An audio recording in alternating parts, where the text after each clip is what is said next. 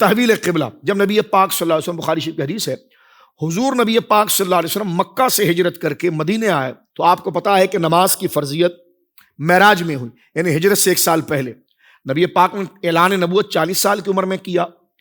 13 سال مزید آپ مکہ کے اندر رہے، یعنی 53 ایئرز جب حضور کی عمر ہوئی ہے صلی اللہ علیہ وسلم تو حضور نے ہجرت فرمائی ہے،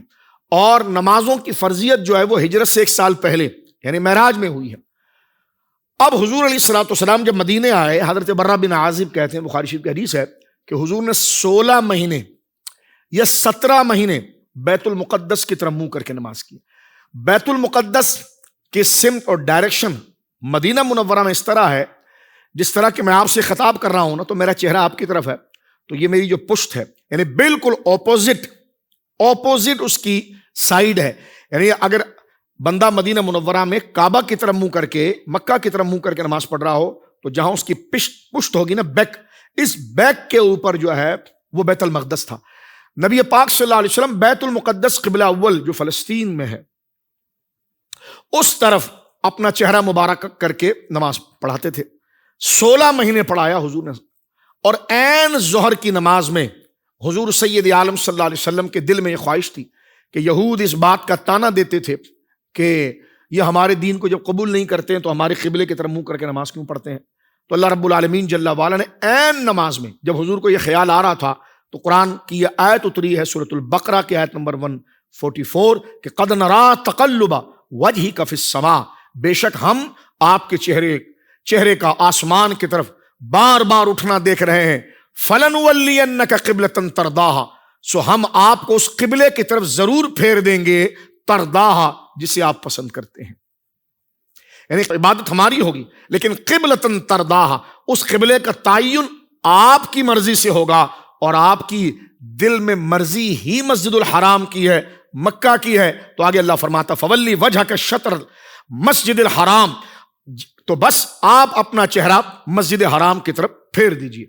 اب محترم ناظرین تھوڑا سے رک کر ذرا اس آیت کی طرف غور کیجئے، یعنی حضور نماز پڑھا رہے ہیں، نماز بالکل جاری ہے، سرکار کا چہرہ مبارک جو ہے وہ بیت المقدس کی طرف ہے، عین نماز میں رب نے حکم فرما دیا فولی وجہک، اپنے چہرے کو پھیر دیجئے، فولی وجہک شطر المسجد الحرام، مسجد حرام کی طرف پھیریے۔ اب مسجد حرام تو بیک پر ہے، اور حضور نے پہلے سے صحابہ کو بتایا بھی نہیں تھا کہ نماز کے دوران میں اچانک میں یہاں سے چلوں گا اور مسجد حرام کی طرف منہ کر لوں گا، کسی صحابی کو پتا بھی نہیں تھا۔ عین نماز میں حضور علیہ الصلوۃ والسلام کو جب حکم ہوا تو سرکار چلنا شروع ہوئے، کیونکہ ظاہر سی بات ہے امام آگے ہے، ان کے پیچھے مردوں کی صف ہے، ان کے پیچھے بچوں کی صف ہے، اور پھر عورتوں کی صف ہے۔ جب حضور علیہ الصلوۃ والسلام اب ڈائریکٹ تو نہیں آ سکتے، چہرہ اگر پیچھے کریں گے آپ تو سامنے جو مرد کی صف ہے وہ نظر آئے گی، بلکہ سرکار رائٹ سائڈ سے جہاں آخری بندہ نماز میں کھڑا ہوتا ہے اس سائڈ سے چلنا شروع ہوئے، تو صحابہ نے یہ نہیں پوچھا یہ کیا ہو گیا نماز میں، بلکہ صحابہ نے کہا ایمان ہے قال مصطفیٰ، قرآن ہے حال مصطفیٰ، یہی بات ہوئی، یعنی جو حضور کر رہے ہیں بس یہی نماز ہے۔ اب جب حضور چلے ہیں، یہ دیکھیں محترم ناظرین کیا خوبصورت منظر ہے، حضور چلے ہیں تو صف بھی پیچھے چلنا شروع ہو گئی۔ اب جب صف چلنا شروع ہوئی ہے تو جناب رسول اللہ صلی اللہ علیہ وسلم جب اس جانب پر آئے ہیں تو اب آپ دیکھیں کہ عورتیں سب سے پیچھے ہو گئی، مرد سب سے آگے ہو گئے، ان کے پیچھے بچے ہو گئے، اس طرح یہ صف بن گئی۔ کسی نے پوچھا نہیں کہ یہ کیسے ہو گیا، ہمیں تو بتایا نہیں گیا، شاید نبی پاک صلی اللہ علیہ وسلم اس طرف جا رہے ہیں، ہم اپنی جگہ پر کھڑے رہے، نہیں، فاتبعونی، تم میں اللہ کی محبت میں وہ صادق ہوگا جو ہو بہو نقل مصطفیٰ کرے گا، حضور کی ادا کی نقل کرے گا۔ صحابہ اس طریقے پر تھے، سرکار چلنے لگے تو صف کے اندر گویا کہ چلنے والے صحابہ چلنے لگ گئے، یعنی بتا دیا حضور کھڑے رہیں تو یہی نماز ہے، حضور چلے تو یہی نماز ہے، حضور نے بیت المقدس کی طرف چہرہ کر دیا تو بس یہی اللہ کو پسند تھا، حضور نے جب بیت الحرام کی طرف، مسجد حرام کی طرف چہرہ کر لیا اب عبادت ادھر ہوگی، یعنی جب حضور نے جہاں سے منہ پھیر لیا اب ادھر چہرہ کرنا عبادت نہیں ہے۔ یہ منظر باقاعدہ اطاعت کا اور تعظیم کا چشم فلک نے دیکھا، صحیح بخاری شریف میں موجود ہے۔ اب ایسا شخص جو نبی کو اپنی طرح سمجھتا ہو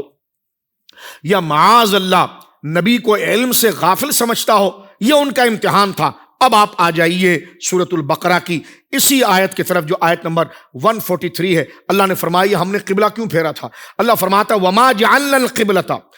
اے رسول مکرم صلی اللہ علیہ وسلم وما جعلنا القبلۃ التي كانت علیہ الا لنعلم من يتبع الرسول ممن ينقلب على عقبیہ، ہم نے آپ کو جس قبلے کی طرف آپ تھے